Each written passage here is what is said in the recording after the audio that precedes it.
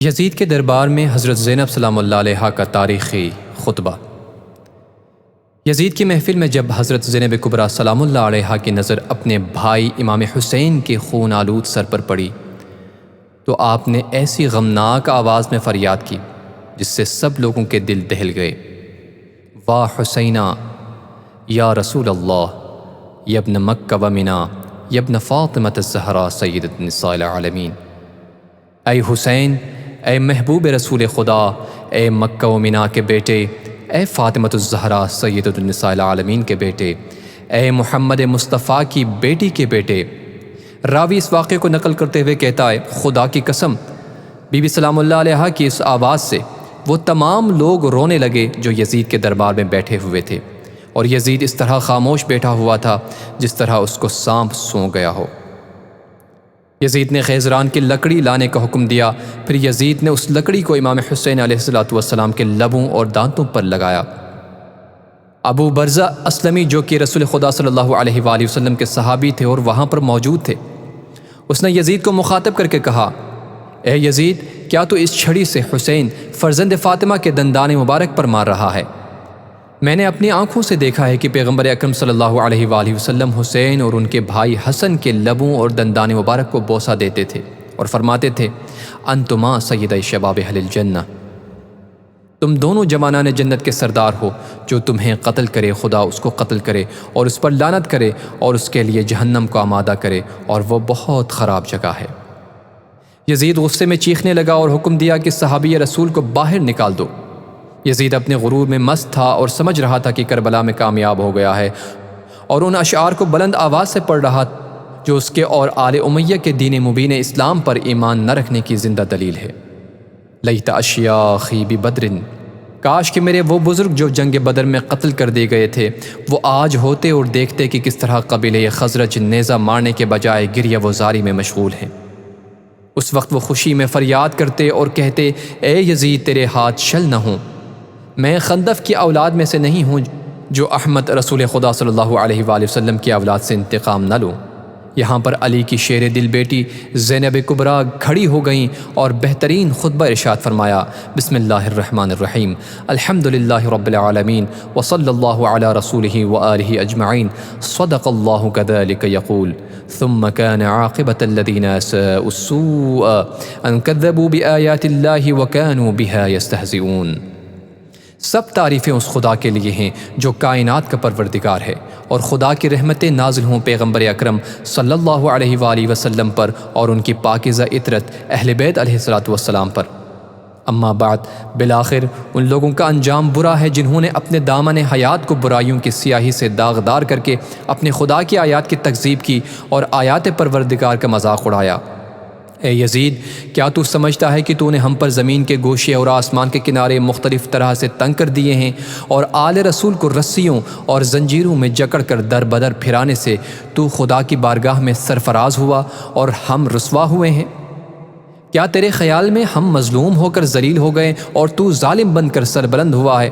کیا تو سمجھتا ہے کہ ہم پر ظلم کر کے خدا کی بارگاہ میں تجھے شان و مقام حاصل ہو گیا ہے؟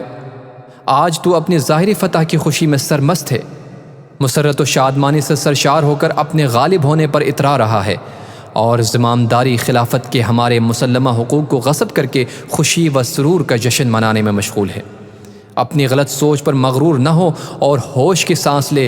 کیا تو نے خدا کا یہ فرمان بھلا دیا ہے کہ حق کا انکار کرنے والے یہ خیال نہ کریں کہ ہم نے انہیں جو مہلت دی ہے وہ ان کے لیے بہتر ہے، بلکہ ہم نے انہیں اس لیے ڈھیل دے رکھی ہے کہ جی بھر کر اپنے گناہوں میں اضافہ کر لے، اور ان کے لیے خوفناک عذاب معین کیا جا چکا ہے۔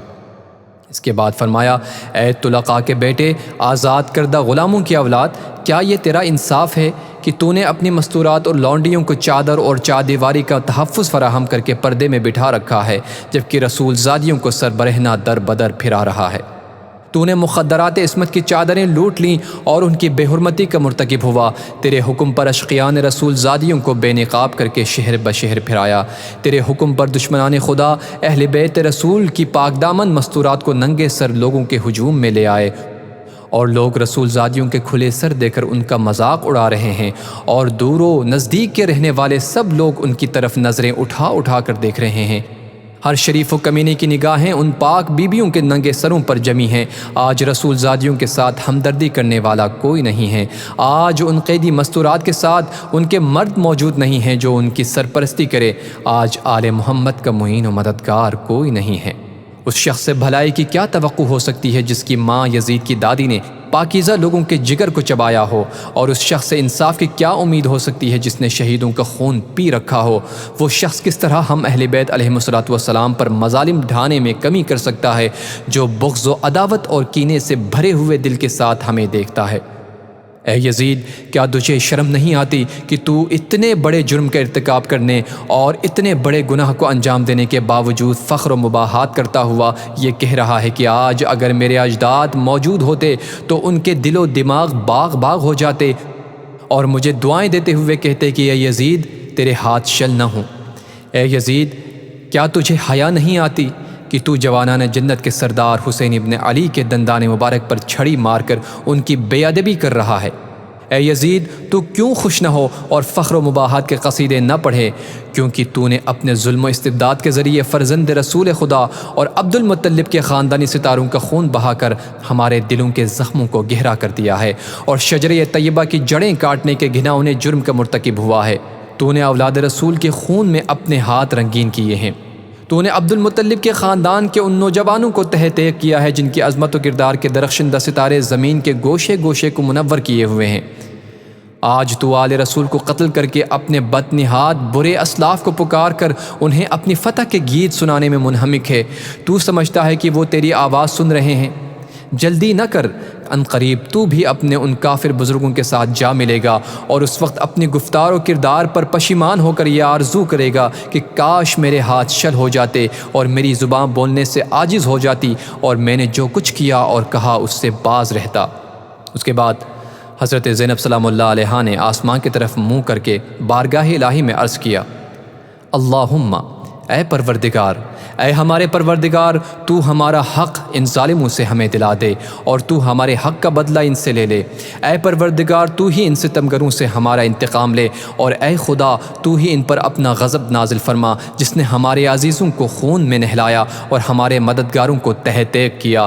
اے یزید، خدا کی قسم، تو نے جو ظلم کیا ہے یہ اپنے ساتھ ظلم کیا ہے۔ تو نے کسی کی نہیں بلکہ اپنی ہی کھال چاک کی ہے، اور تو نے کسی کا نہیں بلکہ اپنا ہی گوشت کاٹا ہے۔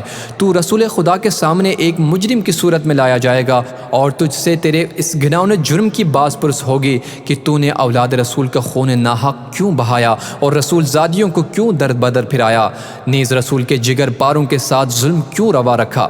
اے یزید، یاد رکھ کہ خدا آل رسول کا تجھ سے انتقام لے کر ان مظلوموں کا حق انہیں دلا دے گا اور انہیں امن و سکون کے نعمت سے مالا مال کر دے گا۔ خدا کا فرمان ہے کہ تم گمان نہ کرو کہ جو لوگ راہ خدا میں مارے گئے وہ مر چکے ہیں، بلکہ وہ ہمیشہ کی زندگی پا گئے اور بارگاہ الہی سے روزی پا رہے ہیں۔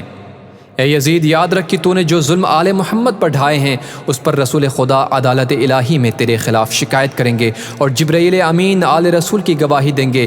پھر خدا اپنے عدل و انصاف کے ذریعے تجھے سخت عذاب میں مبتلا کر دے گا، اور یہی بات تیرے برے انجام کے لیے کافی ہے۔ ان قریب وہ لوگ بھی اپنے انجام کو پہنچ جائیں گے جنہوں نے تیرے لیے ظلم و استبداد کی بنیادیں مضبوط کی اور تیری آمرانہ سلطنت کی بساط بچھا کر تجھے اہل اسلام پر مسلط کر دیا۔ ان لوگوں کو بہت جلد معلوم ہو جائے گا کہ ستمگروں کا انجام برا ہوتا ہے اور کس کے ساتھی ناتوانی کا شکار ہے۔ اس کے بعد فرمایا، اے یزید، یہ گردش ایام اور حوادث روزگار کا اثر ہے کہ مجھے تجھ جیسے بدنہاد برے انسان سے ہم کلام ہونا پڑا ہے، اور میں تجھ جیسے ظالم و ستمگر سے گفتگو کر رہی ہوں۔ لیکن یاد رکھ، میری نظر میں تو ایک نہایت پست اور گھٹیا شخص ہے جس سے کلام کرنا بھی شریفوں کی توہین ہے۔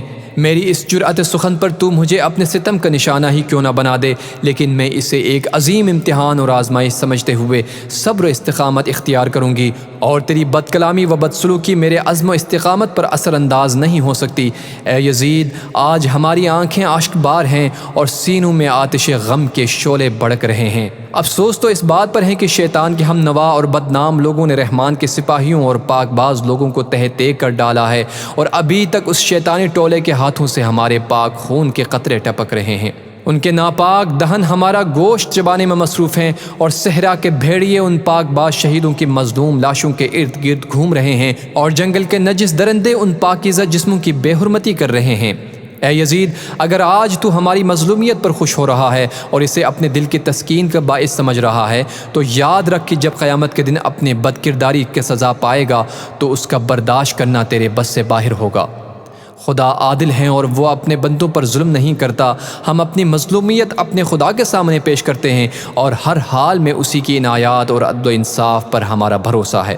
اے یزید، تو جتنا چاہے مکر و فریب کر لے اور بھرپور کوشش کر کے دیکھ لے، مگر تجھے معلوم ہونا چاہیے کہ تو نہ تو ہماری یاد لوگوں کے دلوں سے مٹا سکتا ہے، اور نہ ہی وحی الہی کے پاکیزہ آثار محو کر سکتا ہے۔ تو یہ خیال خام اپنے دل سے نکال دے کہ ظاہر سازی کے ذریعے ہماری شان و منزلت کو پالے گا۔ تو نے جس گھناؤنے جرم کا ارتکاب کیا ہے، اس کا بدنما داغ اپنے دامن سے نہیں دھو پائے گا۔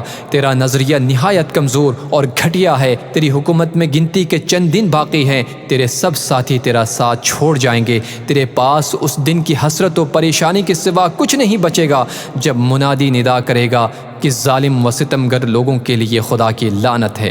ہم خدائے قدوس کی بارگاہ میں سپاس گزار ہیں کہ ہمارے خاندان کے پہلے فرد حضرت محمد مصطفیٰ صلی اللہ علیہ وآلہ وسلم کو سعادت و مغفرت سے بہرہ مند فرمایا، اور امام حسین کو شہادت و رحمت کی نعمتوں سے نوازا۔ ہم بارگاہ عزدی میں دعا کرتے ہیں کہ وہ ہمارے شہیدوں کے ثواب و اجر میں اضافہ و تکمیل فرمائے، اور ہم باقی سب افراد کو اپنی عنایتوں سے نوازے۔